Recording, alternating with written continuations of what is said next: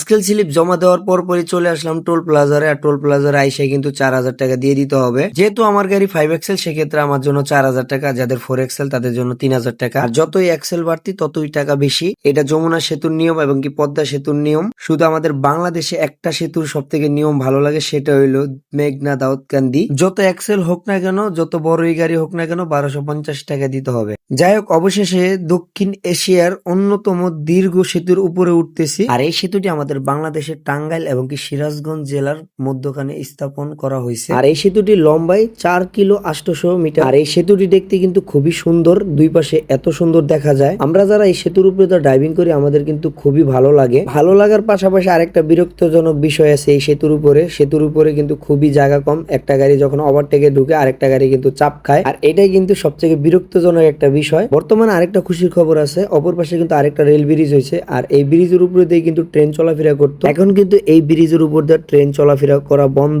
ওই পাশের ব্রিজটা চলাফেরা করতেছে। ওই যে ক্যামেরাতে দেখতে পারতেছেন, ওই ব্রিজটাতে ট্রেন চলাফেরা করে। কিন্তু এই রাস্তাটা বড় হওয়ার সম্ভাবনা আছে। আর বড় হয়ে গেলে কিন্তু তখন আমাদের জন্য সব থেকে সুবিধা হবে। আমরা যখন ওভারটেকে ঢুকি, তখন কিন্তু অন্য একটা গাড়ি চাপ খাওয়ার সম্ভাবনা কম থাকবে যদি রাস্তাটা বড় হয়ে যায়। যাই হোক, দিন শেষে সবাই ভালো থাকবেন, সুস্থ থাকবেন এবং কি আমার জন্য, আমার সাদা বঙ্গিরাজের জন্য দোয়া করবেন।